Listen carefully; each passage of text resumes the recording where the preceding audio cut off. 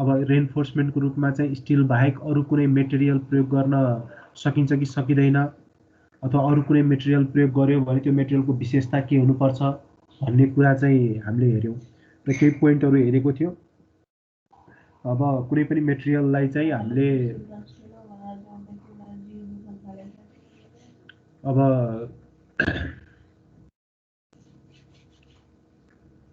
कुन के प्रोपर्टिजहरू भएपछि चाहिँ हामीले त्यसलाई चाहिँ रेनफोर्समेन्टको रूपमा प्रयोग गर्न सकिन्छ, ती कुराहरू चाहिँ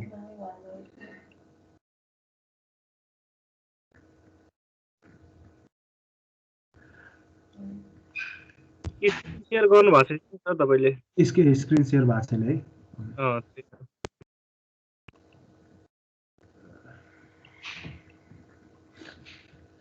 अब के प्रोपर्टिजहरू सेटिस्फाई भएपछि त्यो मेटेरियललाई चाहिँ हामीले रेनफोर्समेन्टको रूपमा प्रयोग गर्न सकिन्छ भन्ने कुराहरू हेऱ्यौँ। अब त्यो हेरिसकेपछि हामीले चाहिँ त्यसमा चाहिँ के थियो भन्दाखेरि टेन्साइल स्ट्रेन्थ सफिसियन्ट हुनु पर्यो, राम्रो खालको हुनु पर्यो। दोस्रोमा चाहिँ इलास्टिसिटी कन्क्रिटको भन्दा बढी हुनु पर्यो। त्यसपछि आएर कन्क्रिट र त्यो रेनफोर्समेन्टको बिचमा चाहिँ राम्रो खालको बोन्डिङ हुनु पर्यो, जसले गर्दाखेरि चाहिँ कन्क्रिटले राम्ररी समातेर राख्योस् त्यो रेनफोर्समेन्टलाई। हजुर, रोमन आएन, भएन, खोइ मिलेन रे सर। रोमन कार्की हजुर सर, डाइलिङ भयो, अब कलिङमा गइरहेछ। आयो क्या खोज्दा खोज्दा कहाँ छ त?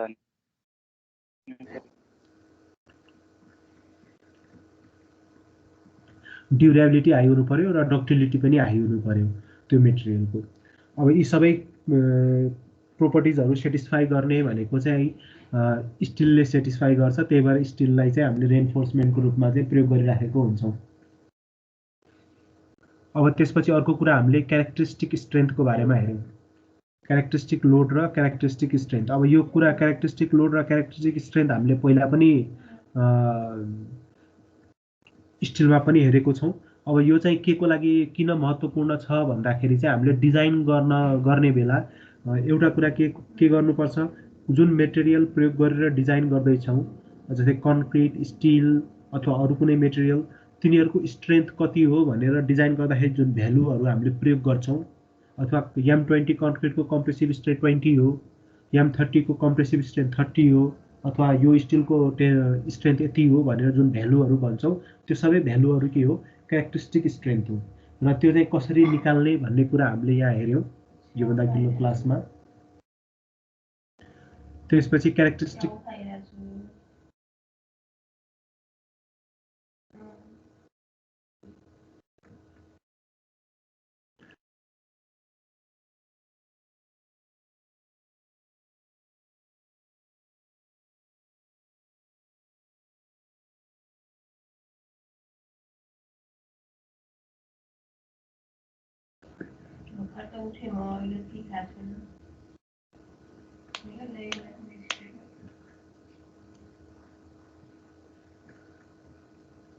अब क्यारेक्टरिस्टिक लोड भनेको चाहिँ हाम्रो के हो भन्दाखेरि कुनै पनि स्ट्रक्चरको डिजाइन गर्दाखेरि त्यो स्ट्रक्चरमा डिफ्रेन्ट लोडहरू एक्ट गर्छन्। अब लोडहरू कति एमाउन्टमा एक्ट गर्छन्, त्यसको जुन भ्यालु लिइन्छ त्यसलाई चाहिँ हामीले के भन्छौँ? क्यारेक्टरिस्टिक लोड भनेर भन्ने गर्छौँ। अब जस्तै कुनै स्ल्याब छ, स्ल्याबमाथि कति लाइभ लोड लाग्छ भनेर जुन हामीले भ्यालु लिन्छौँ त्यसलाई चाहिँ हामीले क्यारेक्टरिस्टिक लाइभ लोड भनेर भन्ने गर्छौँ। त्यो कसरी निकाल्ने, कुन फर्मुलाले निकाल्ने, त्यो कुराहरू हेऱ्यौँ। यो कुराहरू डिस्कस गरेका थियौँ। यो कोडहरू हेर्दाखेरि जस्तै लोडको लागि कुन कोड हेर्ने भन्ने कुरा पनि हेऱ्यौँ। यो लोडको लागि जुन कोडहरू दिएको छ, ती कोडहरूले जुन लोडको भ्यालुजहरू दिएको छ, त्यो सबै भ्यालुजहरू चाहिँ यो क्यारेक्टरिस्टिक लोडको जुन हामीले डेफिनेसन अथवा इक्वेसन पढेको छौँ त्यसकै आधारमा चाहिँ दिएको हो। त्यसपछि मेटेरियलको जुन प्रोपर्टिजहरू कोडहरूमा दिएको हुन्छ प्रत्येक मेटेरियलको, ती प्रोपर्टिजहरू पनि चाहिँ यही क्यारेक्टरिस्टिक स्ट्रेन्थ अफ मेटेरियलको आधारमा चाहिँ दिएको हो, यही इक्वेसनको आधारमा दिएको हो।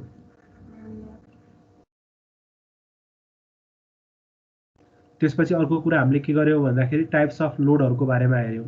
डिफ्रेन्ट टाइप्स अफ लोडहरू के हुन्छन् भन्ने कुराहरू हेऱ्यौँ। अब लोडहरू त धेरै यो बाहेक धेरै हुन्छन्। अब हामीले चाहिँ अहिले केलाई मेन फोकस गरेर हेऱ्यौँ भन्दाखेरि बिल्डिङलाई मेन फोकस गरेर हेरेको छौँ। बिल्डिङको डिजाइन गर्दाखेरि कन्सिडर गर्ने जनरल लोडहरू भनेर हेरेको छौँ। त्यो बाहेक हाइड्रोस्ट्याटिक लोड, त्यसपछि आएर अब सोइल प्रेसर अथवा भेकल लोड लगायतका अरू लोडहरू हुन सक्छन्। त्यसपछि मैले चाहिँ तपाईँहरूलाई असाइनमेन्टको रूपमा चाहिँ अथवा घरबाट यसो हेरेर ल्याउनु होला भनेर भनेको थिएँ। के भनेको थिएँ भन्दाखेरि यो एचवाइएसटी र टिएमटी बारको बिचमा डिफ्रेन्स के छ भनेर एउटा कुरा त्यो कुरा सोधेको थिएँ मैले। त्यसपछि अर्को चाहिँ डिफ्रेन्ट ग्रेड यो कन्क्रिटको स्ट्रेस स्ट्रेन डायग्राम, स्टिलको पनि डिफ्रेन्ट स्टिल माइल स्टिल याफी 415 याफी 500 को स्ट्रेस स्ट्रेन डायग्राम कस्तो हुन्छ त्यो एकचोटि बनाउनु होला अथवा हेर्नु होला भनेर भनेको थिएँ। एकचोटि चाहिँ के गरौँ भन्दाखेरि यो एचवाइएसटी र टिएमटीको बिचमा फरक के हुँदो रहेछ भन्ने कुरा चाहिँ कसैले भन्नुहुन्छ? एचवाइएसटी बार र टिएमटीको बिचमा फरक के हुँदो रहेछ भनेर?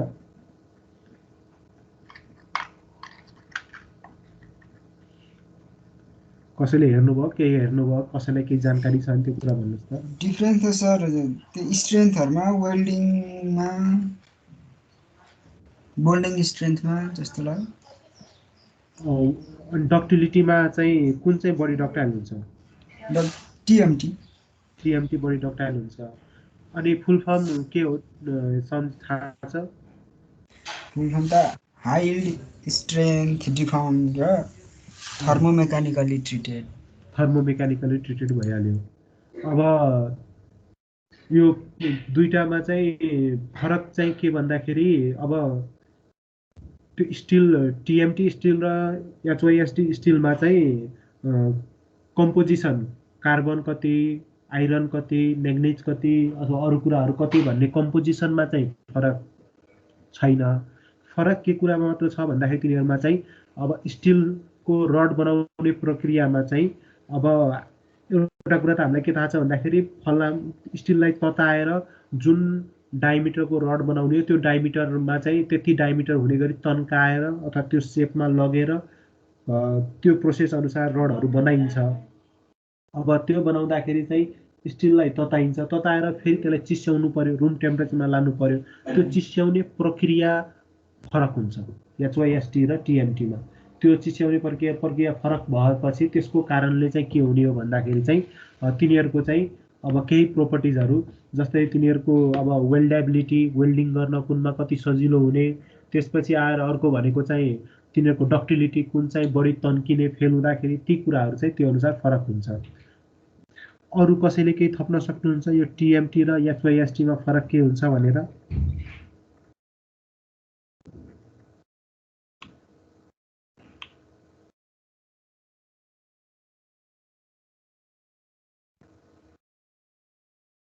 टिएमटी चाहिँ अलिकति एचवाइएसटी भन्दा अलिक कोरोजनमा कम कोरोजन हुने हुन्छ त्यसमा। हजुर। टिएमटी सँग चाहिँ हाई बेरिङ के अरे हायर लोड बेरिङ क्यापेसिटी हुन्छ एचआइएसटी भन्दा। लोड बेरिङ क्यापेसिटी हाई हुन्छ भनेर भन्नु। अनि सरफेस डिफर्मिटिज पनि कम हुन्छ टिएमटी को उसभन्दा। ठीक छ। ठ्याक्कै डेफिनेस के अरे डिफरेन्स त भेटाइएन नेटमा पनि। खोज्न चाहिँ टिएमटी चाहिँ मोर थर्मल रेसिस्टेन्स हुने। More thermal resistance. अनि हाई यील्डिङ के अरे हाई स्ट्रेस यील्डिङ क्यापेसिटी। टिएमटी को अलिकति फ्लेक्सिबिलिटी हुन्छ। के भन्नुभयो ठ्याक्क अलि आवाज चाहिँ काटेर आयो। टिएमटी को फ्लेक्सिबिलिटी हल्का बेसी हुन्छ एचवाइएसटी को भन्दा। टिएमटी को फ्लेक्सिबिलिटी अलिक बढी हुन्छ। डक्टाइल पनि बढी हुन्छ। डक्टिलिटी बढी हुन्छ। मेन कुरा चाहिँ के छ भन्दाखेरि डक्टिलिटीकै कुरा छ बढी।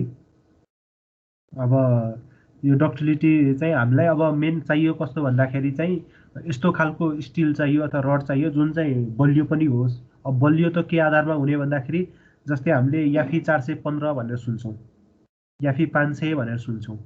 अब याफी 415 भन्दा याफी 500 पक्कै पनि बलियो हुन्छ। बलियो हुनु पर्यो अर्को कुरा के हुनु पर्यो भन्दाखेरि चाहिँ डक्टिलिटी पनि बढी हुनु पर्यो। अब यो डक्टिलिटीको हिसाबले चाहिँ टिएमटीमा चाहिँ एचवाइएसटी भन्दा बढी डक्टिलिटी हुन्छ, त्यही भएर आजभोलि चाहिँ बढी टिएमटी चाहिँ बढी प्रयोगमा आइराखेको रड हो।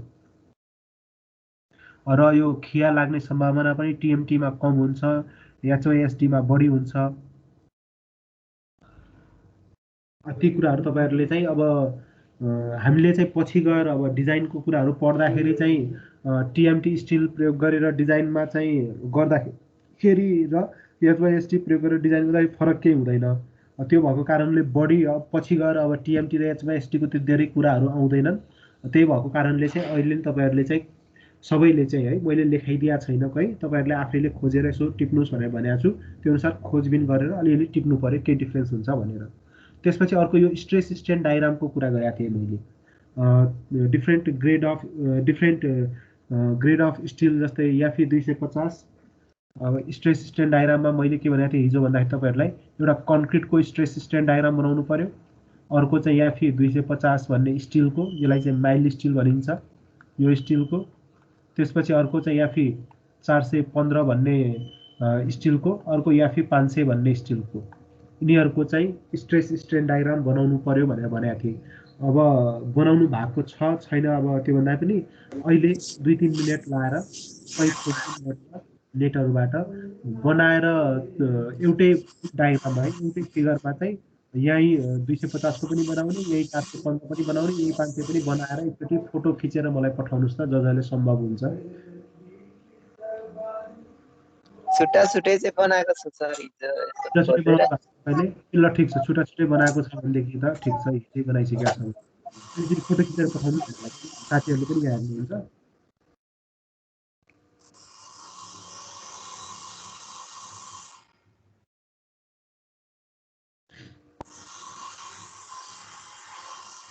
यदि बनाइसक्नु भएको छैन भने अहिले चाहिँ कुनै अब त्यो नेटमा गुगलहरूमा सर्च गरेर यसो बनाउनु कस्तो हुँदो रहेछ।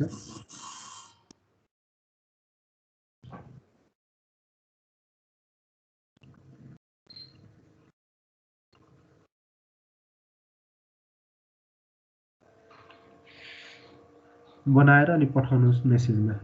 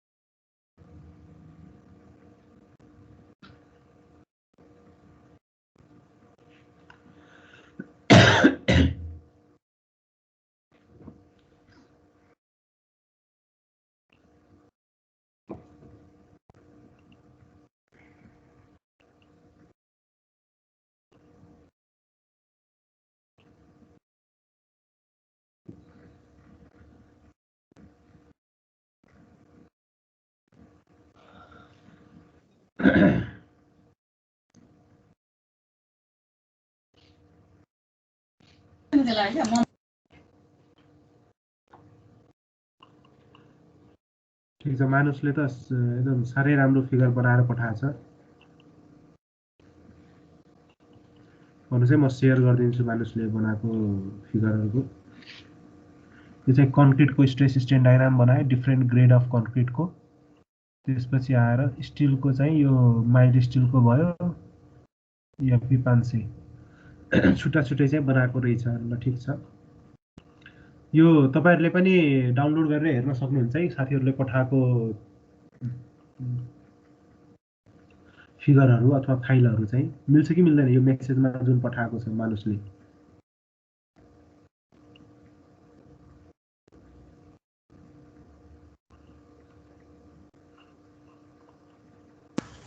त एफी 500D को चाहिँ भेटिएन भनौँ। ठिक छ, म अहिले बनाइदिन्छु। तपाईँहरूले त अब आफ्नो तरिकाले खोजबिन गरेर बनाउनु भएको छ, म अहिलेको अब तिनीहरूको पनि बनाएर यहाँ देखाइदिन्छु।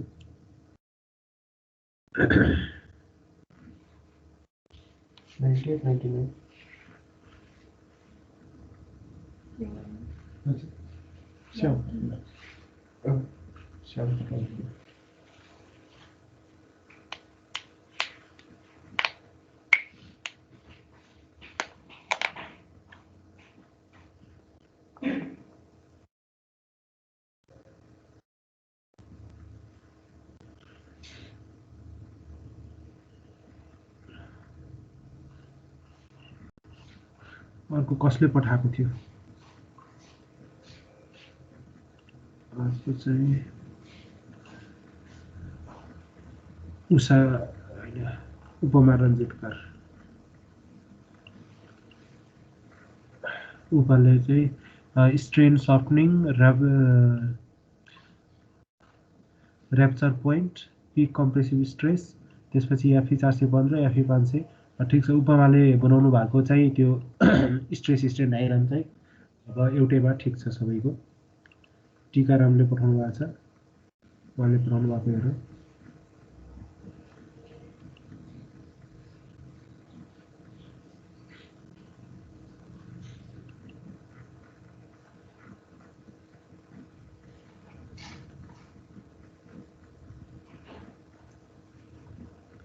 टिकारामले यो कन्क्रिटको स्क्रिनै म यही सेयर गरिदिन्छु अनि तपाईँहरूलाई सजिलो हुन्छ।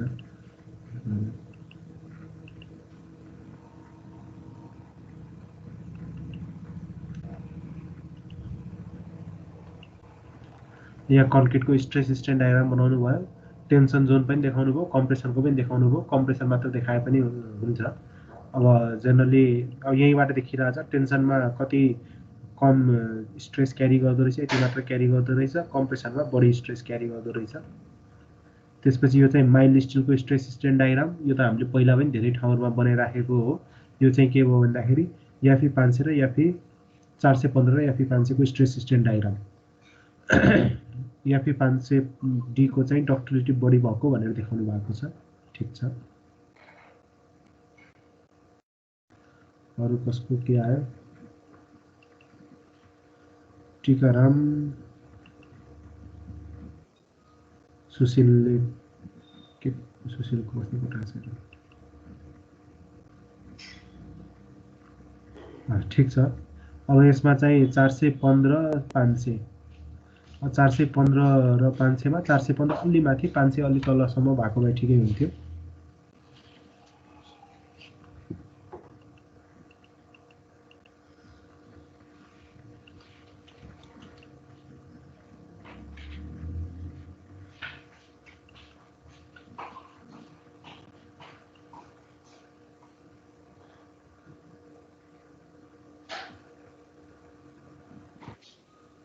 अनिलले कसो पठाएको छ?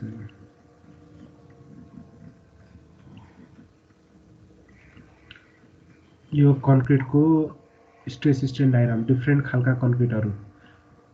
अनिल, यो चाहिँ यो डिफ्रेन्ट जुन लाइनहरू छ यो चाहिँ फरक फरक लाइनले केलाई रिप्रेजेन्ट गरेर हो? डिफ्रेन्ट कन्क्रिटको ग्रेडहरूलाई हो सर। माथि माथि ग्रेड बढ्दै गयो कि के हो? हजुर सर। ठिक छ, यो चाहिँ माइल्ड स्टिलको स्ट्रेस स्ट्रेन डायग्राम भयो। यतापट्टि चाहिँ यो चाहिँ एफई 415 र एफई 500 को भयो। ठिक छ,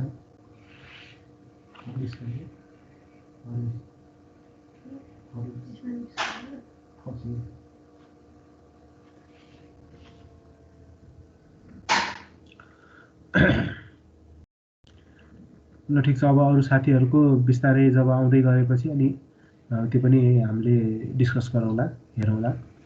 अब यहाँ चाहिँ म तपाईँहरूलाई के छ कुन खालको हुन्छ त्यो चाहिँ यहाँ देखाइदिन्छु। अब सबभन्दा पहिला चाहिँ हामीले अब नेक्स्ट टपिक के हेर्न गइरहेछौँ भन्दाखेरि मेटेरियलको प्रोपर्टिजहरू। अब हामीले यहाँ कुन मेटेरियलको प्रोपर्टी हेर्ने हो भन्दाखेरि कन्क्रिट र स्टिल। अब कन्क्रिटको बारेमा त धेरै डिटेलमा त कन्क्रिट टेक्नोलोजीमा पढिसकिया छ। कन्क्रिटमा अब के कम्पोनेन्टहरू हुन्छन्, ती कम्पोनेन्टहरूको विशेषताहरू के हुन्छ, सबै कुराहरू कन्क्रिटको बारेमा कन्क्रिट टेक्नोलोजी भनेर पढिएको छ। अब कुनै पनि मेटेरियलको प्रोपर्टिजहरू हेर्दाखेरि हामीले चाहिँ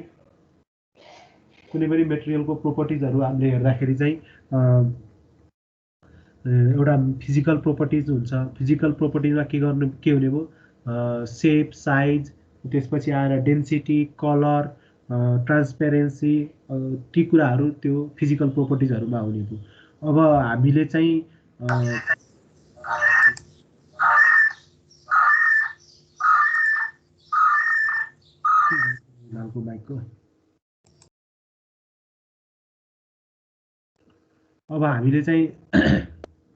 यहाँ फिजिकल प्रोपर्टिजहरुमा त्यति धेरै फोकस गरिराख्नु पर्दैन, किनभने फिजिकल प्रोपर्टिजहरु डिजाइन गर्दाखेरि चाहिँ हामीले डिजाइन गर्दाखेरि त्यति धेरै खासै असर परेर आउँदैन। जस्ट हामीले फिजिकल प्रोपर्टिजहरुमा चाहिँ हामीले हेर्ने भनेको त्यसको युनिट वेटमा मात्र बढी फोकस गरे पुग्छ। फिजिकल प्रोपर्टिजमा मेनली हामीले फोकस गर्नुपर्ने भनेको चाहिँ के भन्दा मेकानिकल प्रोपर्टिजमा बढी फोकस गर्नु पर्यो। अब मेकानिकल प्रोपर्टिजहरुमा के पर्छन् यहाँ लेखेको छ, तपाईहरुले यो देखिराख्नु भयो होला।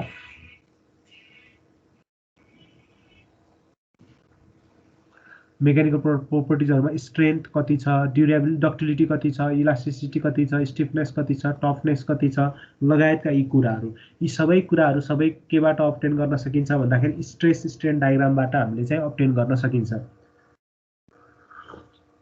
र डिजाइन गर्ने बेला चाहिँ मेटेरियलको हामीलाई मेकानिकल प्रोपर्टीले चाहिँ धेरै असर गरिराखेको हुन्छ। त्यही भएर मेकानिकल प्रोपर्टिजहरुको बारेमा जानकारी राख्न धेरै नै आवश्यक हुन्छ। त्यही भएर हामीले अहिले बढी फोकस चाहिँ मेकानिकल प्रोपर्टिजमा गर्छौं र त्यो पनि स्ट्रेस स्ट्रेन डायग्रामको थ्रुबाट फोकस गर्छौं। त्यही भएर मैले तपाईलाई स्ट्रेस स्ट्रेन डायग्राम बनाउनलाई चाहिँ भनेको हो, त्यो डिफरेन्ट मेटेरियल्सहरुको। त्यसपछि अर्को एउटा कुरा चाहिँ के भन्दाखेरि अब अरु पनि प्रोपर्टी होलान्, केमिकल प्रोपर्टीहरु, त्यसले पनि असर गर्छ, नगर्ने हैन। तर हामीले डिजाइन गर्दाखेरि जतला चाहिँ स्ट्रेन्थको कुरा आउँछ, लोड क्यारिङ क्यापेसिटीको कुरा आउँछ, स्ट्रेसको कुरा आउँछ, त्यतिबेला चाहिँ मेकानिकल प्रोपर्टीहरु नै प्रिडोमिनेन्ट हुन्छन् अथवा त्यसले नै असर गरिराखेको हुन्छ। अब त्यही स्ट्रेस स्ट्रेन डायग्रामतिर फोकस गरौँ। अब स्ट्रेस स्ट्रेन डायग्राममा हामीले चाहिँ पहिला के गरौँ, कन्क्रिटको स्ट्रेस स्ट्रेन डायग्राम हेरौँ।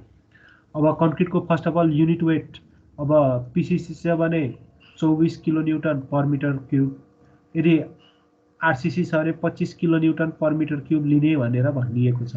त्यो हामीले जनरली लिने गर्छौं, 24 kilo newton per metre cube लिने गर्छौं। अब कन्क्रिटको स्ट्रेस स्ट्रेन डायग्राम अघि पनि अब केही साथीहरुले कन्क्रिटको स्ट्रेस स्ट्रेन डायग्राम बनाएर पठाउनु भएको थियो र एउटामा एकजनाले त अब डिफरेन्ट ग्रेड अफ कन्क्रिटको एउटै फिगरमा बनाउनु भएको थियो। कन्क्रिटको यो चाहिँ के भन्दाखेरि आइडियलाइज्ड स्ट्रेस स्ट्रेन डायग्राम भन्दा हुन्छ। यो कन्क्रिटको स्ट्रेस स्ट्रेन डायग्राम चाहिँ यस्तो खालको, अब जसले बनाइसक्नु भएको छैन अथवा फेरि बनाउनु पर्यो यो बनाउनु होला। यो चाहिँ कन्क्रिटको स्ट्रेस स्ट्रेन डायग्राम भयो।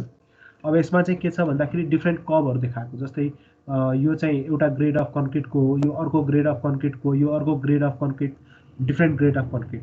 र माथि माथि जाँदै गएपछि ग्रेड अफ कन्क्रिट के हुन्छ, बढ्दै जान्छ। जस्तै यो M15 हो, यो M20 हो, यो M25 होला, यो M30 होला।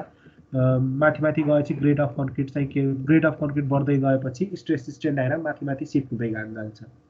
र यहाँ चाहिँ के ध्यान दिनु पर्यो, यो चाहिँ स्ट्रेनको भ्यालु है। स्ट्रेन भनेको के हो, change in length divided by actual length लाई चाहिँ हामीले स्ट्रेन भनेर भन्ने गर्छौं। यहाँ चाहिँ हामीले डिफरेन्ट स्ट्रेनको भ्यालुहरु देखाइरहेको छौं, 0.002, 0.0035, 0.004 भन्ने डिफरेन्ट स्ट्रेनहरु देखाइरहेको छौं। र एउटा कुरा यो डायग्राम बनाउँदाखेरि के ध्यान दिनु पर्यो भन्दाखेरि सुरु स्टार्टिङ पोइन्ट, यो चाहिँ स्टार्टिङ पोइन्ट हो। स्टार्टिङ पोइन्ट देखि नै सबै ग्रेड अफ कन्क्रिटको स्ट्रेस स्ट्रेन डायग्राम के छ, नन लिनियर छ, स्ट्रेट लाइन छैन कुनैमा पनि, सुरुदेखि नै नन लिनियर नेचरको छ। यो देखाउनुस्। त्यसपछि आएर त्यो नन लिनियर हुन्छ, स्ट्रेट लाइन हुँदैन। अब कुन खालको कर्भ हुन्छ भन्दाखेरि जनरली के भन्छ, प्याराबोलिक कर्भ हुन्छ भनेर भनेको छ। र यहाँ इन्क्रिजिङ ग्रेड भनेर के भनेको छ भन्दाखेरि यो डिफरेन्ट लाइनहरुले फरक फरक ग्रेडको कन्क्रिटलाई चाहिँ रिप्रेजेन्ट गरिरहेछ र जति माथि माथि गयो ग्रेड अफ कन्क्रिट चाहिँ बढ्दै गएको छ भनेर चाहिँ त्यहाँ चाहिँ देखाइएको छ। र त्यसपछि केही पोइन्टहरु टिप्नुस्। पहिलो पोइन्टमा के टिप्नुस् भन्दाखेरि यो स्ट्रेस स्ट्रेन डायग्राममा म्याक्सिमम स्ट्रेस भनेको चाहिँ कुन भयो, जस्तै यो स्ट्रेस स्ट्रेन डायग्राम छ भने यो पोइन्ट भनेको म्याक्सिमम स्ट्रेसको पोइन्ट भयो र के देखिएको छ भन्दाखेरि म्याक्सिमम स्ट्रेस चाहिँ जनरली कति बेला अकर हुन्छ, जसलाई चाहिँ स्ट्रेन 0.002 हुन्छ। त्यो कुरा हामीले यहाँ लेखेका छौँ। Maximum stress is considered to occur at strain 0.002।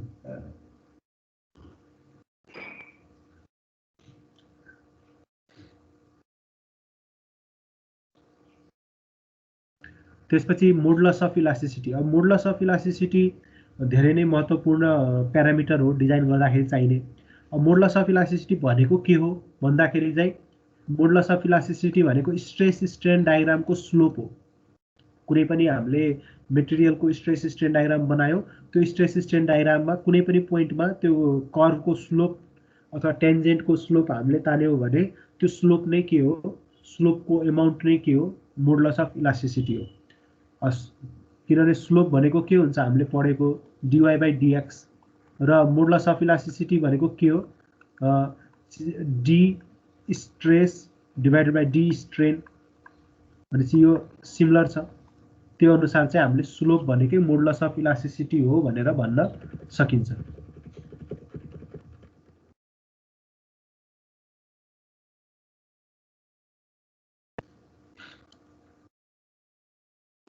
अब modulus of elasticity stress strain डायग्रामको स्लोप हो र स्ट्रेस स्ट्रेन डायग्राम चाहिँ नन लिनियर अथवा कर्भ छ भने जुनसुकै कर्भ हुनसक्छ। अहिले हाम्रो यहाँ प्याराबोलिक कर्भ छ अथवा अरू कुनै नेचरको कर्भ हुनसक्छ। कर्भ छ भने प्रत्येक पोइन्टमा त्यसको स्लोप चाहिँ चेन्ज हुँदै जान्छ।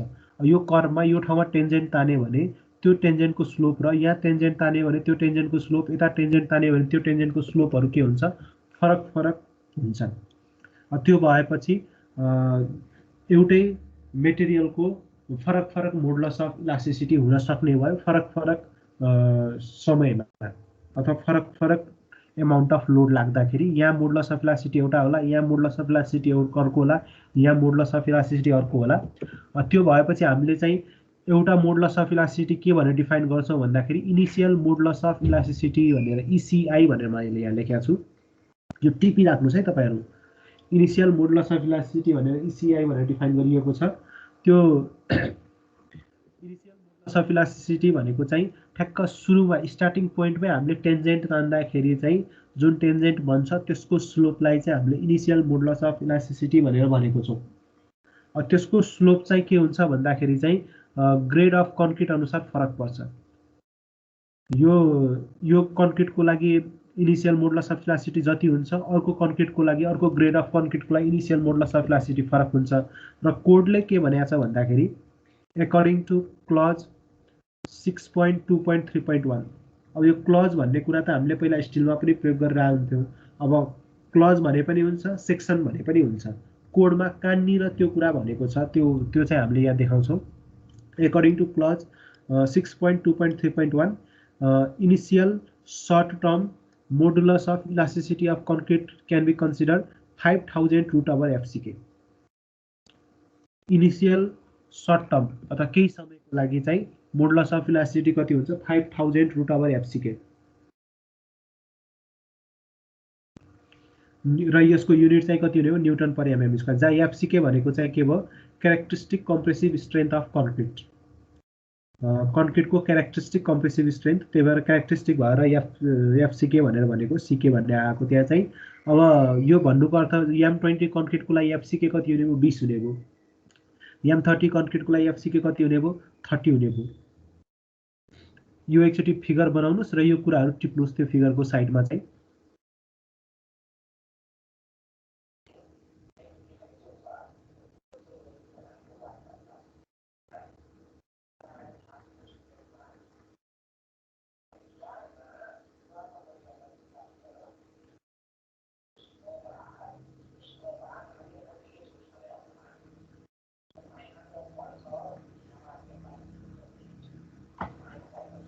सर हजुर सर तपाईले जस्तै यो मोडुलस अफ इलास्टिसिटी भनेको चाहिँ स्लोप भन्नुभयो नि, त्यसमा चाहिँ यो एउटा कर्वको त स्लोप त धेरै फरक छ नि सर, पोइन्टै पछि त्यहाँ त भ्यालु त फरक फरक आउने भयो सबै ठाउँमा। फरक फरक आउँछ। त्यही भएर त्यो अब कर्भ छ भने फरक फरक हुने। त्यही भएर इनिसियल मोडुलस अफ इलास्टिसिटी भनेको चाहिँ स्टार्टिङको मोडुलस अफ इलास्टिसिटी भनेर हामीले अनि भन्छौँ। हामीले त डिजाइन गर्दाखेरि लिने चाहिँ कुन हो त? हामीले डिजाइन गर्दाखेरि चाहिँ इनिसियल, जस्तै अब युज गर्दाखेरि इनिसियल भनेर युज गर्छौँ, इनिसियलको भ्यालु। जस्तो त माइल्ड स्टिलको हामीले युज गर्दाखेरि सुरुको त स्ट्रेट लाइनको युज गर्थ्यौँ। माइल्ड स्टिल अहिले त कन्क्रिटको माइल्ड स्टिलमा त सुरुमा एकछिन स्ट्रेट लाइन नै हुन्छ, सुरुमा त्यो स्ट्रेट लाइनको युज गर्छौँ हामीले माइल्ड स्टिलको केसमा। यसमा चाहिँ के गर्छौँ भन्दाखेरि चाहिँ अब हामीले मोडुलस अफ इलास्टिसिटी ठाउँ ठाउँको फरक फरक निकाल्न सकिने। जस्तै एउटा यो कप छ है, यो कपको यो ठाउँको मोडुलस अफ इलास्टिसिटी फरक होला, यो ठाउँको मोडुलस अफ इलास्टिसिटी फरक होला, यो ठाउँको मोडुलस अफ इलास्टिसिटी फरक होला।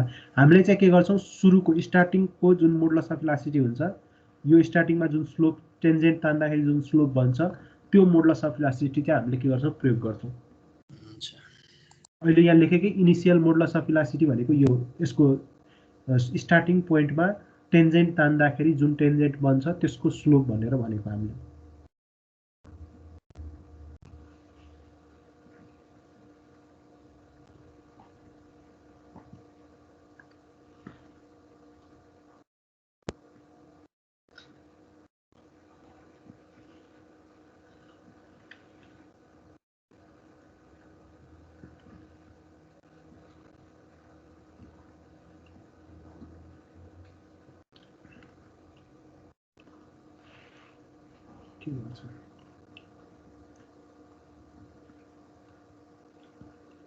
यो फिगर बनाइयो सबैले?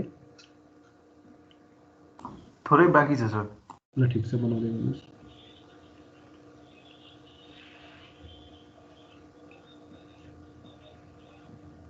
के भएछ फेरि?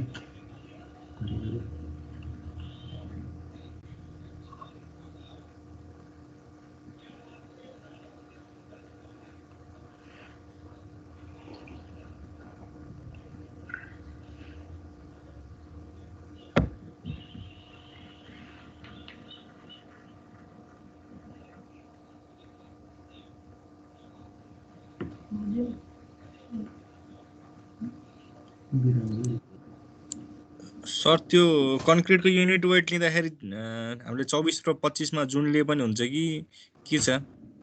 यस्तो छ, अब 24 र 25 मा चाहिँ पिसिसी लिइरहेछौँ भने 24 लिने हो, आरसिसी लिइरहेछौँ भने 25 लिने हो।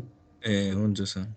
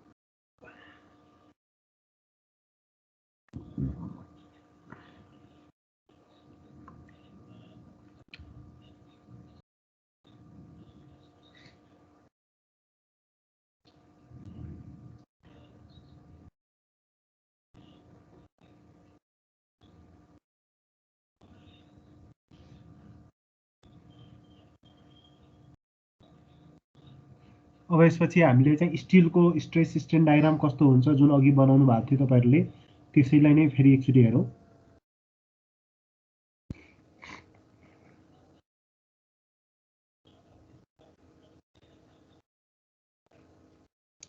अब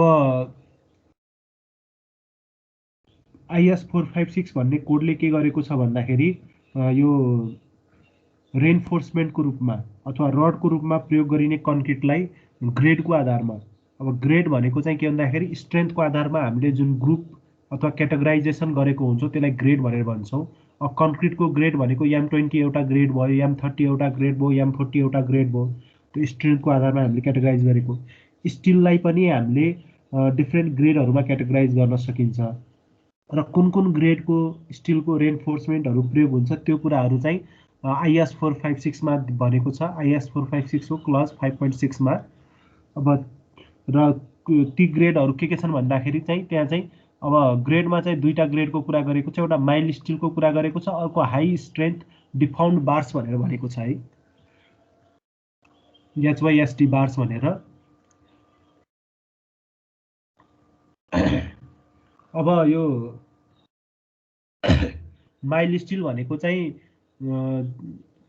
हामीले योभन्दा अगाडिको सेमेस्टरमा जुन स्टिलमा चाहिँ design of steel and timber स्ट्रक्चरमा स्टिलको सेक्सन्सहरू भनेर जुन युज गर्यौँ, च्यानल सेक्सन, एङ्गल सेक्सन, प्लेटहरू, आई सेक्सनहरू, त्यो सबै माइल्ड स्टिलले बनेको हुन्थ्यो 250। अब रेन्फोर्समेन्ट रडहरूको केसमा चाहिँ आजभोलि माइल्ड स्टिलको रडहरू मार्केटमा एभाइलेबल छैन, युजै हुँदैन, किनभने त्यसको स्ट्रेन्थ कम हुने हुनाले चाहिँ।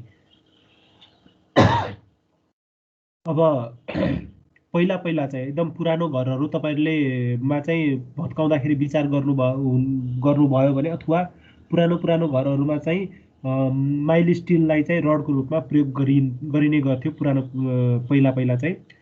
पछि गएर के भयो भन्दाखेरि याफी 415 र याफी 500, याफी 415 र याफी 500 भन्ने स्टिलहरू चाहिँ आयो।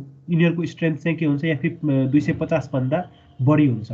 अब यो स्टिलहरू चाहिँ के भयो भन्दाखेरि चाहिँ म्यानुफ्याक्चरिङ प्रोसेस अनुसार चाहिँ फरक म्यानुफ्याक्चरिङ प्रोसेस अपनाएपछि त्यो अनुसार चाहिँ कुनै चाहिँ HYSD याफी 415 HYSD पनि हुने भयो, याफी 500 HYSD पनि हुने भयो। त्यसै गरी याफी 415 TMT पनि हुने भयो, याफी 500 TMT पनि हुने भयो। HYSD र TMT भनेको चाहिँ अब म्यानुफ्याक्चरिङ प्रोसेस अनुसार, फरक म्यानुफ्याक्चरिङ प्रोसेस अनुसारको अब्टेन गरिएको फरक टाइप अफ स्टिलहरू हुन् भनेर बुझौँ हामीले। अब यहाँ चाहिँ साइडमा मैले के लेखिदिएको छु भन्दाखेरि चाहिँ अब माइल्ड स्टिलको बारेमा तपाईँलाई डिटेल्समा जान्न मन लाग्यो अरे, माइल्ड स्टिलमा कार्बन कन्टेन्ट कति हुन्छ, अथवा माइल्ड स्टिलमा चाहिँ आइरन कति हुन्छ, माइल्ड स्टिलको अरू प्रोपर्टिजहरू कति हुन्छ, त्यो कुराहरू थाहा पाउन मन लाग्यो भने चाहिँ IS 432 मा गएर हेर्न सकिन्छ। त्यसै गरी तपाईँलाई चाहिँ अब यो याफी 415 याफी 500 मा चाहिँ कार्बन कन्टेन्ट कति हुन्छ अथवा अरू कुराहरू कति हुन्छ भन्ने कुरा थाहा पाउन मन लाग्यो भने चाहिँ तपाईँहरूले IS 1786 मा गएर हेर्न सकिन्छ है।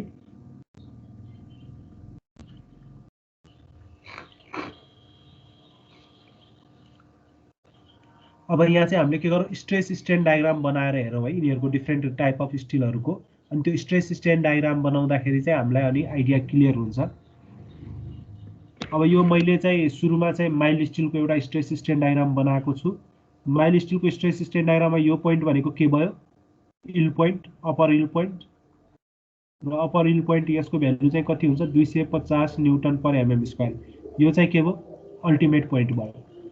त्यसपछि आएर अर्को स्टिल भनेको चाहिँ के भयो भन्दाखेरि याफी 415 को बनाऊ।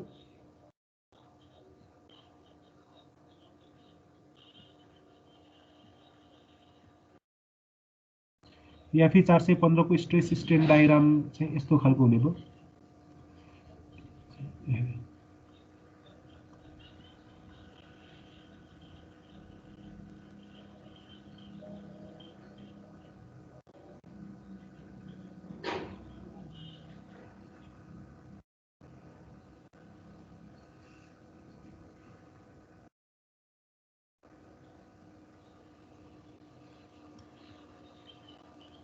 यो चाहिँ याफी 415 को स्ट्रेस स्ट्रेन डायग्राम भयो।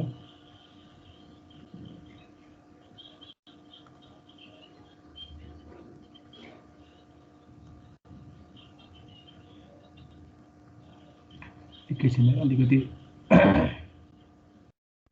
यो स्ट्रेस स्ट्रेन डायग्राम भन्ने फेरि यस्तो छ कि त्यसमा चाहिँ सेपहरू अलिकति पनि चेन्ज भयो भने त्यसको अर्थ फरक लाग्न जान्छ। त्यही भएर एकदम ध्यान दिएर बनाउनु पर्ने हुन्छ।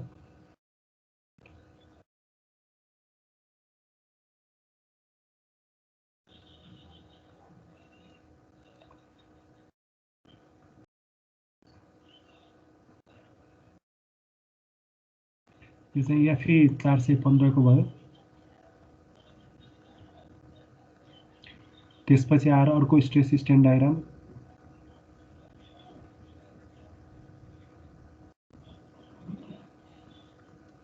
यो चाहिँ याफी 500 को भयो।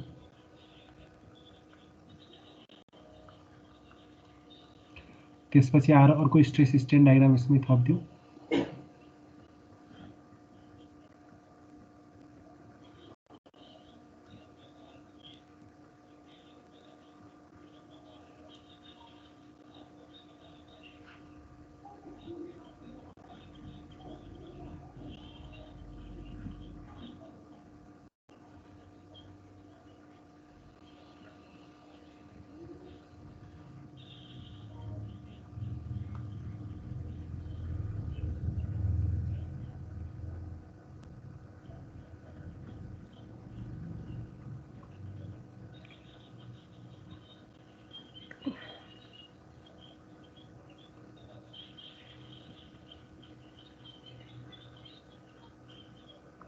यो भनेको याफी 500, यो भनेको याफी 500D।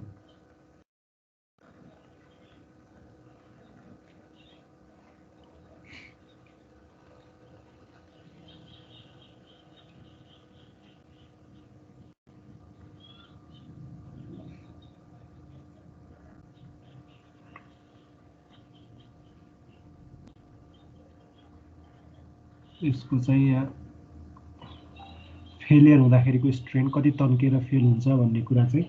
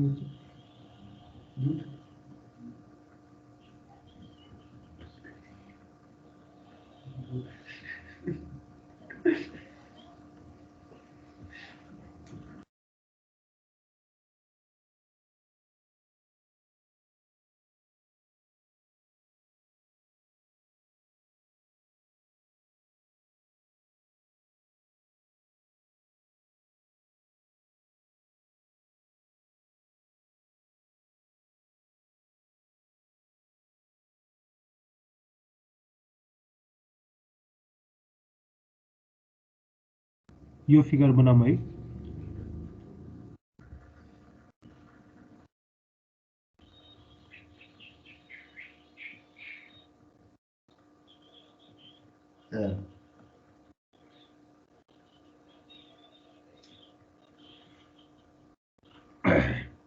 यहाँ चाहिँ हामीले के देखाएको भन्दाखेरि चाहिँ डिफ्रेन्ट ग्रेड अफ स्टिलको चाहिँ स्ट्रेस स्ट्रेन डायग्राम र सबभन्दा माइल्ड स्टिल याफी 415, याफी 500 र याफी 500D को छ।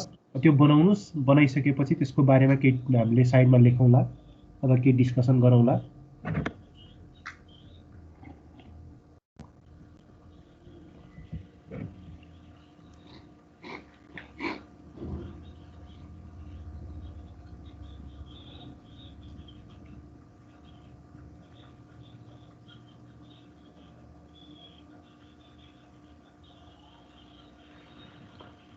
यहाँ चाहिँ के यो पनि देखायो हुन्छ यो कुरा चाहिँ।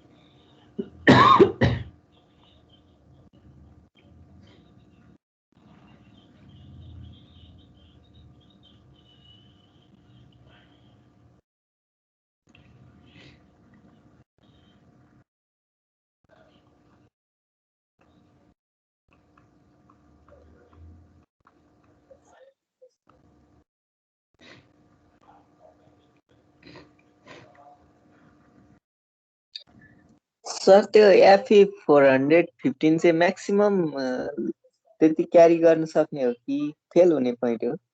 त्यो 415 भनेको चाहिँ यो भ्यालु यो भनेको हजुर सर हैन यो भनेको म्याक्सिमम हैन म्याक्सिमम भनेको त अल्टिमेट भयो यो पोइन्ट भयो यो भनेको यील्ड स्ट्रेस हो यो पोइन्टहरु यील्ड भनेको भनेको यो पोइन्टहरु भनेको चाहिँ यील्ड पोइन्ट भनेर लेख्दिनुस् यसरी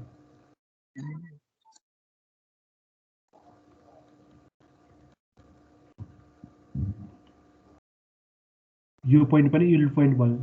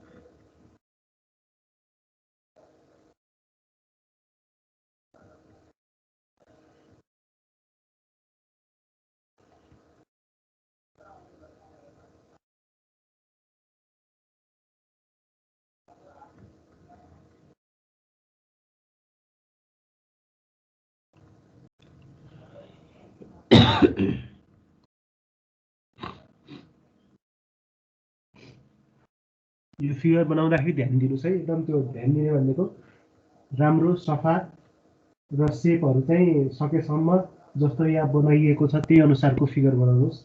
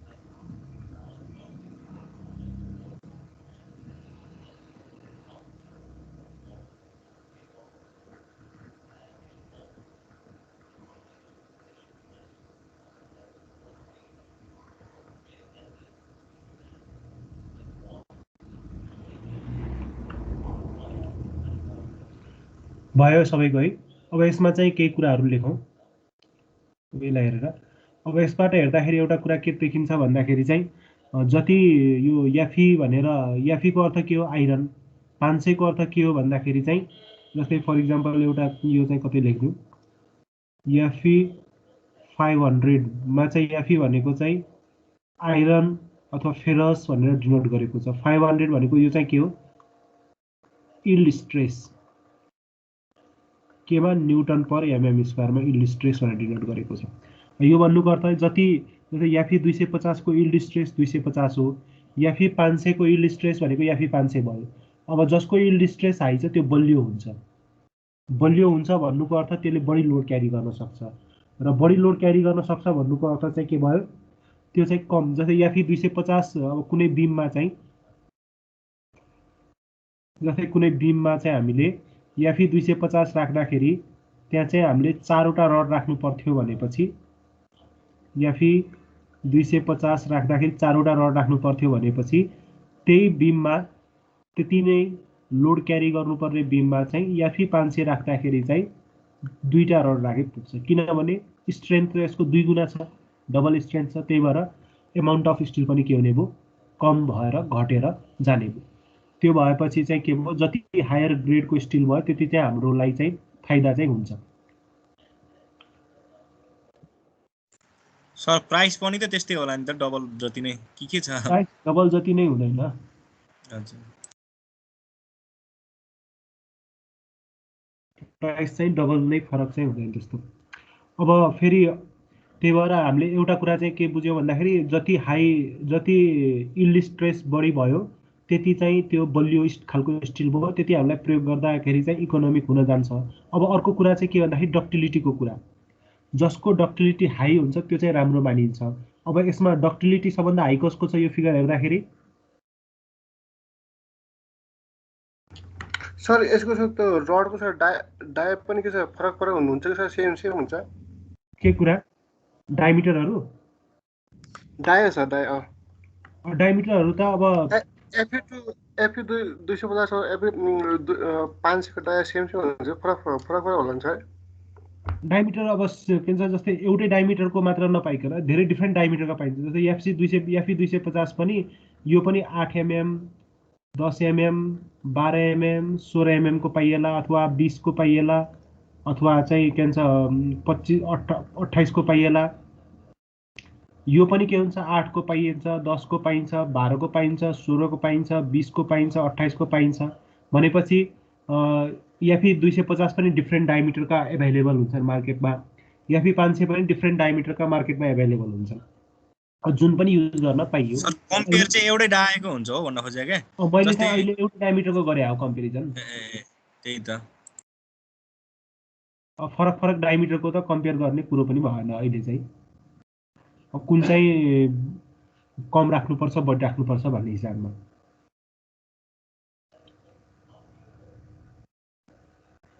त्यसपछि अर्को कुरा चाहिँ यसमा डक्टिलिटी, यो फिगर हेर्दाखेरि सबभन्दा बढी डक्टिलिटी कसको छ होला यो स्टिलहरू मध्ये? 500D को मिल्ड स्टिल को रहेछ, mild steel. Mild steel has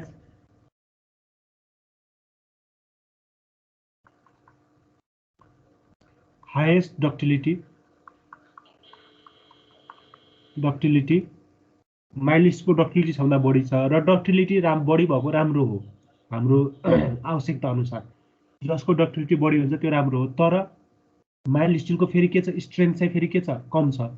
mild steel highest ductility but due to its lower strength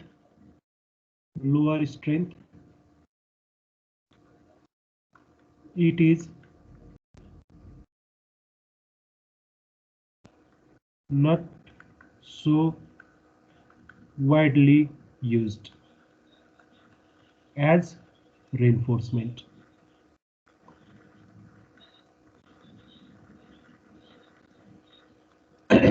अब माइल्ड स्टिलको डक्टिलिटी बढी हुन्छ तर पनि स्ट्रेन्थ कम हुने हुनाले चाहिँ अब माइल्ड स्टिल प्रयोग गर्यो भने बढी नम्बर अफ रेन्फोर्समेन्टहरू चाहिन्छ, बढी अमाउन्ट अफ रेन्फोर्समेन्ट चाहिन्छ। त्यो कारणले चाहिँ हामीले के गर्यो के छ भन्दाखेरि माइल्ड स्टिलको त्यति धेरै प्रयोग रडको रूपमा अहिले प्रयोग हुँदैन। अब यसमा हेर्ने हो भने चाहिँ FE 415 has higher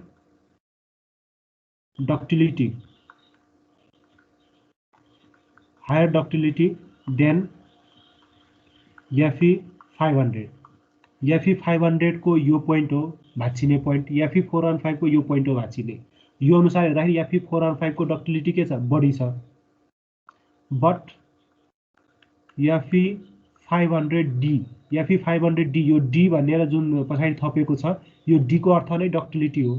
FE 500D फेरि यो ब्रेकिङ पोइन्ट यहाँ छ। FE 500D has higher ductility than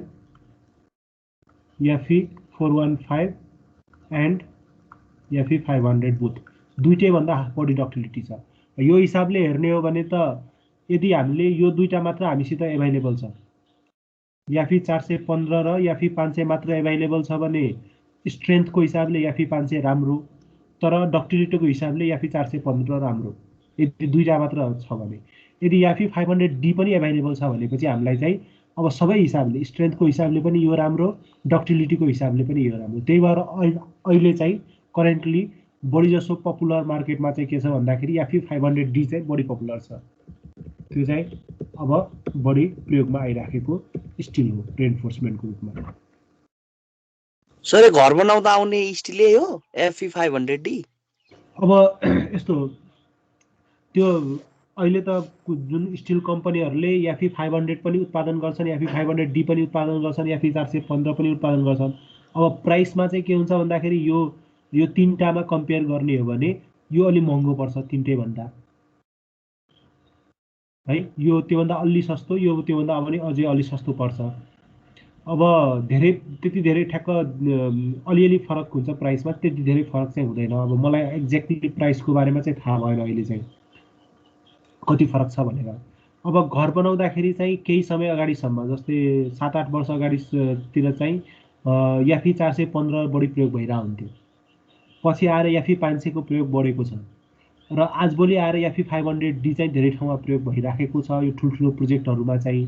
अब यो सामान्य घरहरू बनाउँदाखेरि चाहिँ अब कुन चाहिँ स्टिल प्रयोग गर्ने त्यो चाहिँ अब ठेकेदार अथवा त्यहाँको साइट इन्जिनियरहरूमा चाहिँ भर पर्छ होला सम्भवतः। तपाईहरुले प्रचारहरू पनि सुन्नुभयो होला नि त, डिफ्रेन्ट स्टिल कम्पनीहरूको याफी 500D भनेर त्यो प्रचार गरिराखेको। सुनेको सर, पसलहरू अगाडि नै लेखिरहेको हुन्छ। आजभोलि चाहिँ यो बढी आइरहेछ यो याफी 500D भनेर।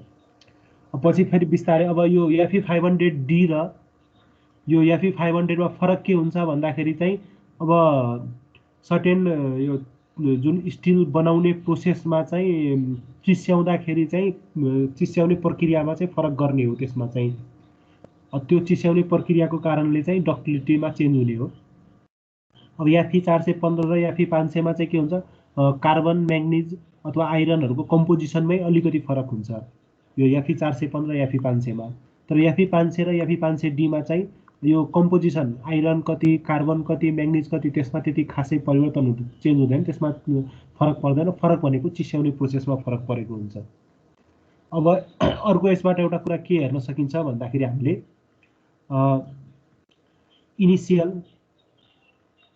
initially all grade of steel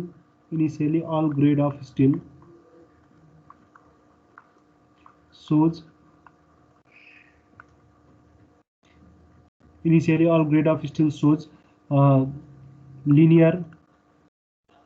linearly elastic behavior। अब हेर्नुस्, सबै चारवटै स्टिलमा सुरुमा चाहिँ के छ, सुरुको यो लाइन चाहिँ स्ट्रेट लाइन छ। भन्नुको अर्थ सुरुमा चाहिँ सबैले सुरुमा लिनियरली इलास्टिक बिहेभियर देखाउँछन्, देन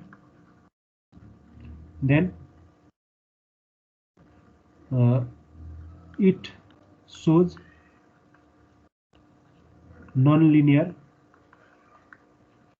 behavior।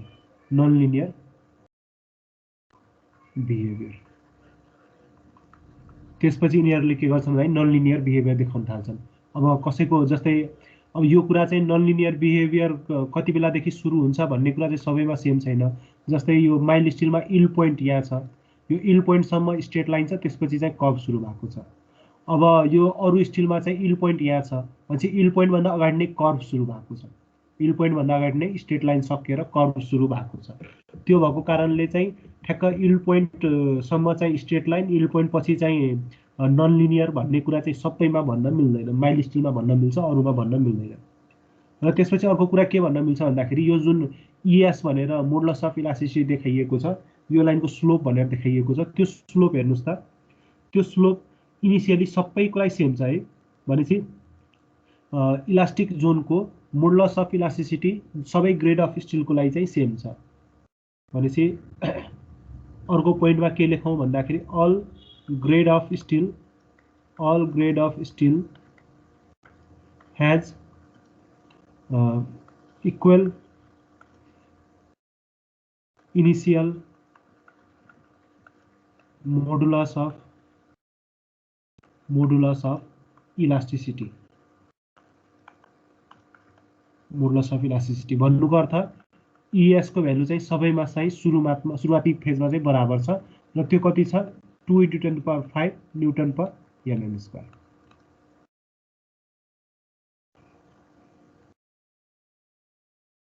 यो टिपिराखौँ यो कुराहरू।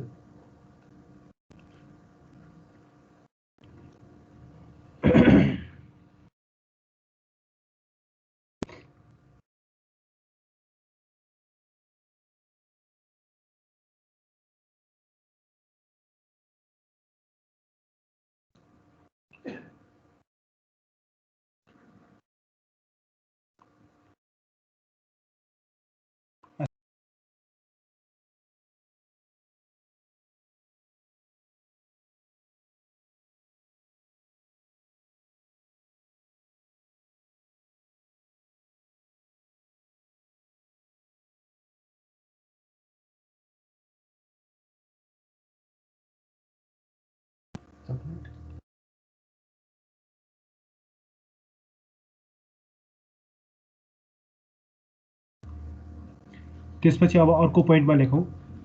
अर्को पोइन्टमा के लेखौँ भन्दाखेरि माइल स्टिल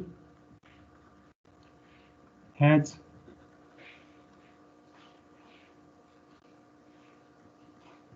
क्लियर इल्ड पोइन्ट। माइल स्टिलको इल्ड पोइन्ट कहाँ पर्छ भन्ने कुरा चाहिँ स्पष्ट छ। माइल स्टिलको इल्ड पोइन्ट यहाँ पर्छ। क्लियर इल्ड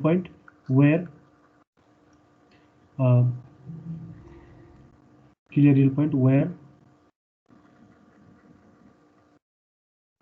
इलास्टिक लिमिट अथवा इलास्टिक जोन इन्ड्स। जहाँसम्म त्यो लिनियर स्ट्रेट लाइन छ कर्भ त्यहाँसम्म त्यहाँ त्यो इन्ड हुने बेला ठ्याक्क त्यो पोइन्टमा इल्ड पोइन्ट छ भनेर माइल स्टिलको छ। जबकि whereas Fe415 and Fe500 does not have clear location of yield point.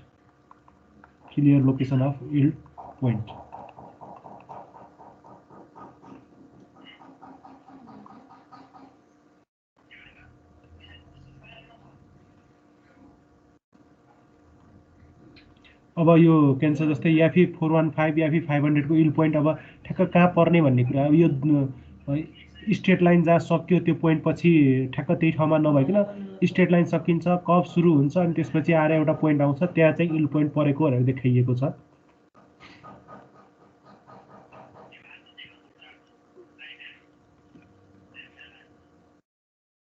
It is considered, it is यो पनि टिपौँ।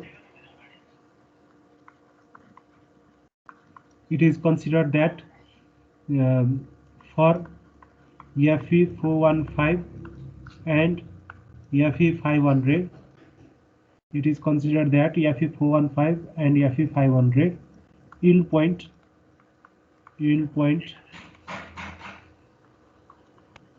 occurs at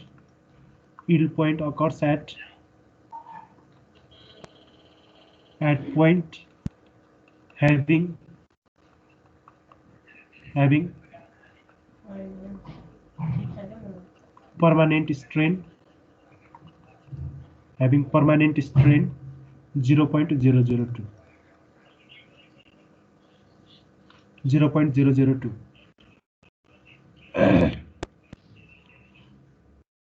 अब कहाँ पर्छ इल्ड पोइन्ट कहाँ पर्छ भन्ने कुरा क्लियर पोइन्ट चाहिँ अब इन्डिकेट गरिएको छैन। अब ठ्याक्क इलास्टिक लिमिट सकिने बित्तिकै अथवा स्ट्रेट लाइन सकिने बित्तिकै इल्ड पोइन्ट पर्छ भन्ने यहाँ छैन। अब इल्ड पोइन्ट त्यो पछि पर्छ कहाँ पर्छ भन्नलाई चाहिँ के भनियो भन्दाखेरि कहाँ पर्छ भने कसरी पत्ता लगाउने भन्दाखेरि जहाँ चाहिँ पर्मानेन्ट स्ट्रेन अथवा पर्मानेन्ट स्ट्रेन भनेको अर्को नाम के पनि भन्न सकिन्छ, यसलाई प्लास्टिक स्ट्रेन पनि भन्न सकिन्छ।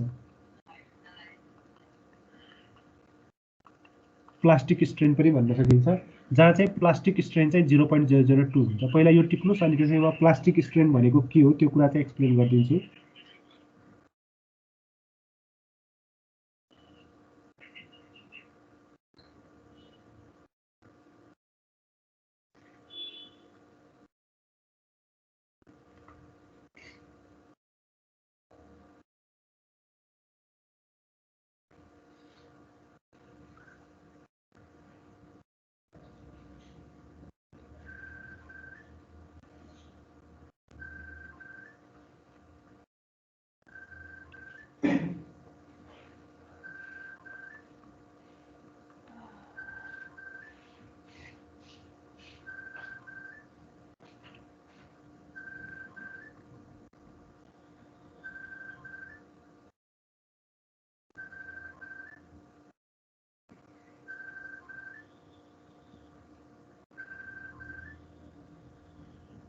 भयो टिपियो।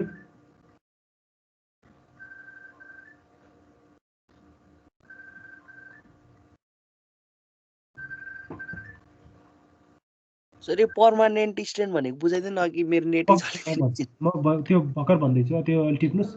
प्लास्टिक स्ट्रेन भनेको के हो भन्ने कुरा मैले एक्सप्लेन गरिदिन्छु।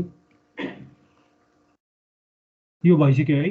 त्यसो प्लास्टिक स्ट्रेन अथवा पर्मानेन्ट स्ट्रेन भनेको के हो त्यो कुरा हेरौँ। अब स्ट्रेन भनेको त थाहा छ हामीलाई, अथवा स्ट्रेनलाई चाहिँ हामीले change in length divided by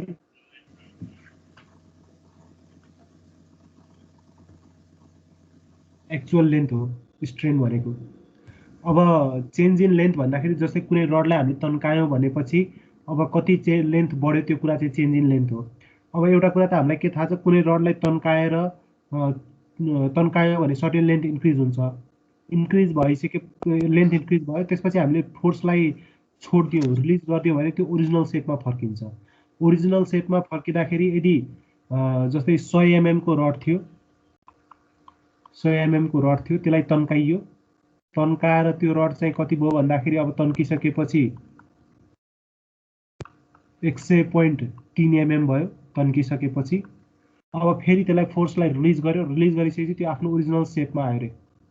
original सेपमा आयो भने यदि 100 mm नै आयो भनेपछि त ओरिजिनल सेप 100 mm मै फर्कियो भनेपछि त्यसलाई के भयो 0.3 mm, यो जुन 0.3 mm लेन्थ बढेको थियो, इन्क्रिज भएको थियो, त्यो सबै के भयो यसले रिगेन गर्यो, सबै चाहिँ के भयो ओभरकम भयो।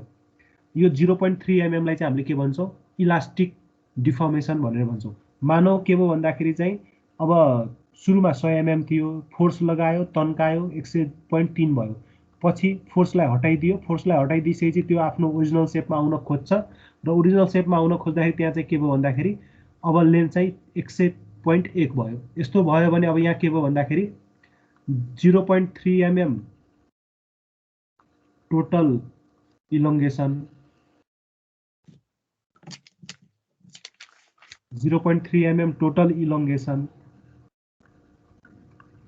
0.1 mm चाहिँ के भयो पर्मानेन्ट इलोङ्गेसन अथवा पर्मानेन्ट डिफर्मेसन भन्दा पनि हुन्छ। र 0.2 mm चाहिँ के भयो,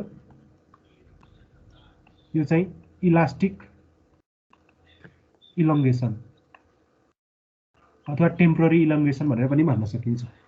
भनेपछि इलास्टिक इलोङ्गेसन भनेको चाहिँ जुन चाहिँ जति amount of change in length अथवा जति एमाउन्ट अफ डिफर्मेसन चाहिँ त्यसले रिगेन गर्न सक्छ त्यो चाहिँ इलास्टिक भयो। जति पर्मानेन्टली अब बसिरहेको छ त्यो चाहिँ प्लास्टिक भयो र यो चाहिँ 0.3 चाहिँ टोटल भयो। अब यसलाई चाहिँ हामीले डिफर्मेसनको रूपमा हेऱ्यौँ, यही कुरालाई स्ट्रेनको रूपमा पनि हेर्न सकिन्छ। भनेपछि अब स्ट्रेन हाम्रो के हुने भयो, एउटा टोटल स्ट्रेन भन्ने हुन्छ, टोटल डिफर्मेसन भने जस्तै। टोटल स्ट्रेन भनेको के हो, sum of elastic strain plus plastic strain, यो दुईटाको सम भयो, elastic strain plus plastic strain. र अघि हामीले पर्मानेन्ट स्ट्रेन भनेको प्लास्टिक स्ट्रेन भन्न खोजेको। अब यो प्लास्टिक स्ट्रेन अब स्ट्रेस स्ट्रेन डायग्राममा कसरी थाहा पाउने भन्ने केसमा चाहिँ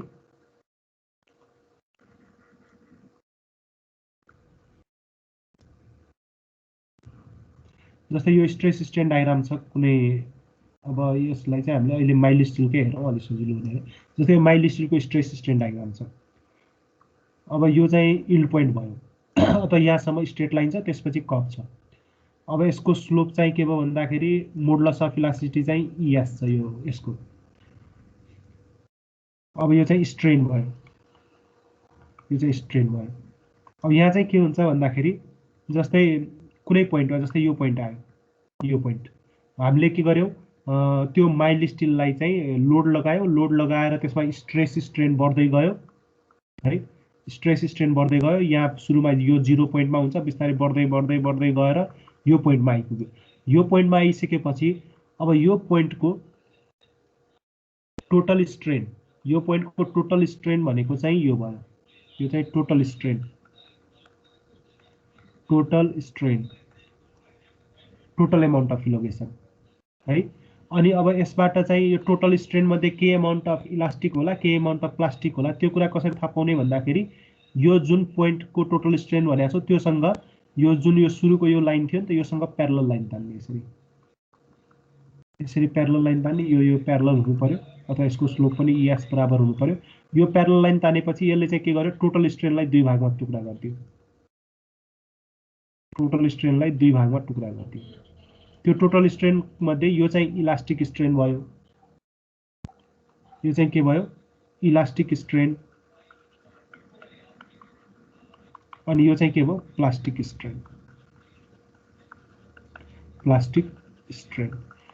भनेपछि स्ट्रेस स्ट्रेन डायग्राममा चाहिँ हामीले कुन ठाउँमा कति इलास्टिक स्ट्रेन छ कुन ठाउँमा कति प्लास्टिक स्ट्रेन छ यो कुरा यो तरिकाले हामीले थाहा पाउन सकिन्छ। अब सेम कुरा चाहिँ हामीले अर्को एउटा फिगरमा चाहिँ एकछिन युज गरेर ट्राई गरौँ। जस्तै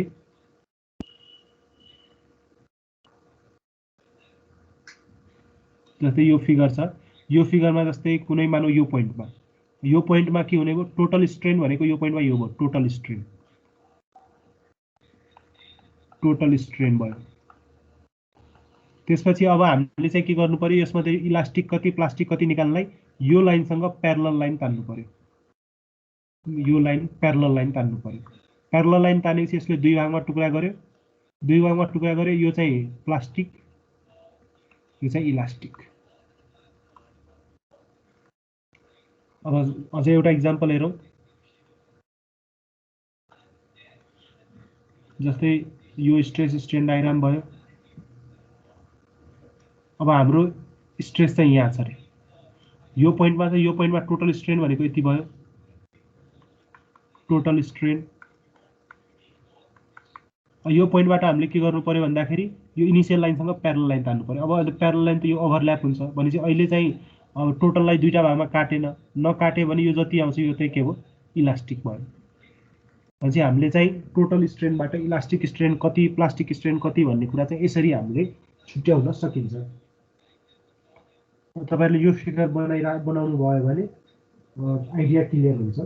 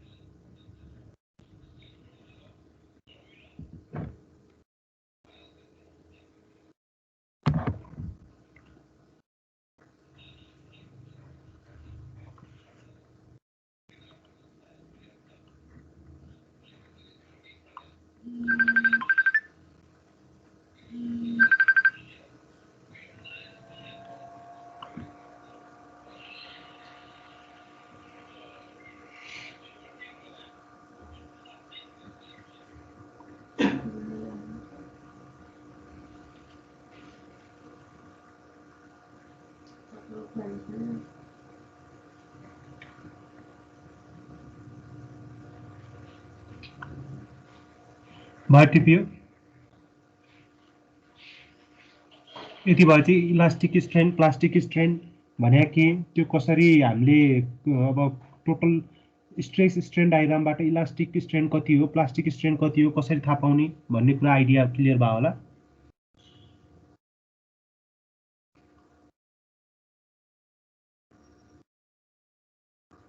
अब यहाँ चाहिँ हामीले अघि भनेको कुरातिर हेरौँ के भनियो भन्दाखेरि it is considered that FE 415 and FE 500 for FE 415 and FE 500 yield point occurs at point having permanent strain 0.002 भनेपछि अब Fe415 र Fe500 मा इल्ड पोइन्ट कति बेला अकर हुन्छ त भन्दाखेरि जति बेला चाहिँ पर्मानेन्ट स्ट्रेन। अब जस्तै यो इल्ड पोइन्ट हो भने यो इल्ड पोइन्टको टोटल स्ट्रेन भनेको चाहिँ यति भयो, यो टोटल स्ट्रेन है। अब Fe415 को लागि मैले एउटा इक्जाम्पलमा हेरेँ। अब यसमा चाहिँ पर्मानेन्ट स्ट्रेन चाहिँ कसरी निकाल्ने भन्दाखेरि यो पोइन्टबाट योसँग इनिसियल लाइनसँग प्यारलल लाइन तान्ने, यसरी प्यारलल लाइन तान्यो। प्यारलल लाइन तानिसकेपछि यो दुईटा प्यारलल भयो, अनि यहाँ जुन भ्यालु आउँछ यो हो, यो चाहिँ के भयो भन्दाखेरि पर्मानेन्ट स्ट्रेन। र के भनेको छ इल्ड पोइन्टको विशेषता के हो भन्दाखेरि इल्ड पोइन्टमा पर्मानेन्ट स्ट्रेन कति हुन्छ 0.002। भन्नुको अर्थ यो भ्यालु यदि 0.002 भयो भने यो चाहिँ इल्ड पोइन्ट भयो भनेर भन्न खोजेको। तपाईहरुले बनाएको फिगरमा यो कुरा थपिदिनुस्।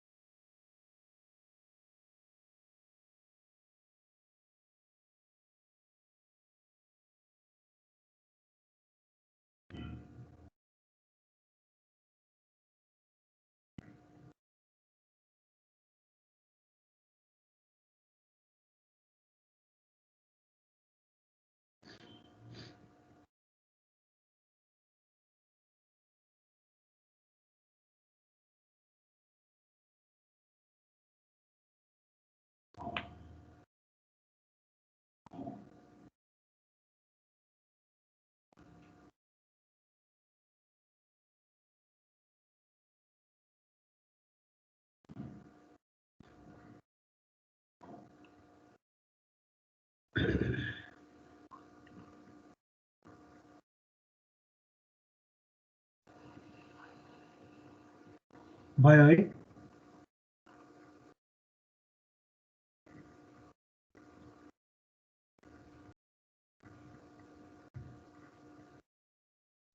ल ठिक छ, त्यसो भए आजलाई यति गरौँ।